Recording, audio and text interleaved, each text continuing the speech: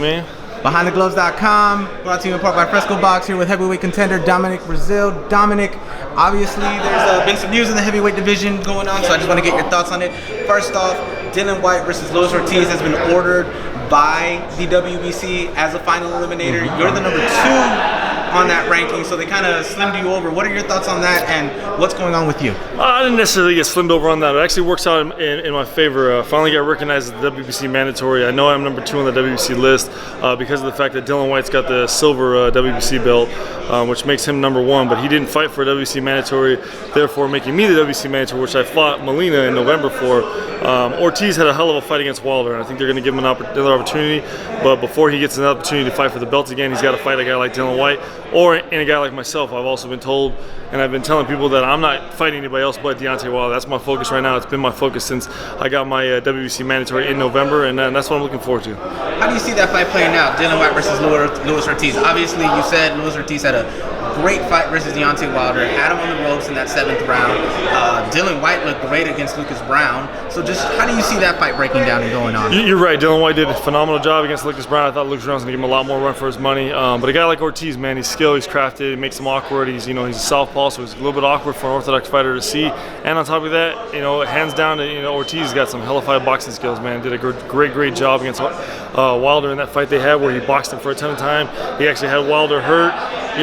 Then he realized he was fighting against the referee, he was fighting against the doctors, and dead time in the corner when they were calling nonsense.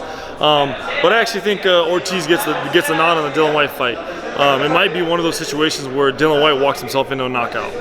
All right, now obviously I see there's big news too, and there was with Deontay Wilder yesterday putting out a video saying that his people emailed Eddie Hearn $50 million guaranteed to Anthony Joshua to make the fight either in September or December. Just your thoughts on it. Do you really think it happens this year, or do you think they go back and forth on negotiations, stalling it a bit? I think they're marinating it, man. It's one of those situations they're getting ready to put the meat on the grill. They got to marinate it for a while, let it sit and soak. It also is one of those things where Joshua's on the A side, man. He's in a situation where he doesn't need to make a decision right now.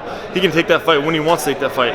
Whereas in Wilder's situation, Wilder's never got the biggest payday of his life, and this will be the biggest payday of his life, and he's eager to get there, eager to get it. And on top of that, he understands he's getting himself into a gamble fighting a guy like myself. Somebody stands as big as him, as strong as him, as fast as him. He's going to be in for a war, and why cash out on a guy you're going to make basic type of funds on, opposed to fighting against a superstar like a Joshua? Now, as you've been saying, you only want to fight Wilder, and that's it. You have that mandatory position right now. Do you believe the fight between you and Wilder happens before the fight between Wilder and Joshua? Do I believe? Yes, definitely, because I'm going to try my darndest to get it done. I've been trying every day, every hour, every week, man, and every time I do an interview, I'm telling people I want Wilder, so there's no way he can beat around the bush. The only way he can beat around the bush is to seal the deal on that fight, which I don't see happening, man. Wilder's a guy who talks a lot and never gets anything done.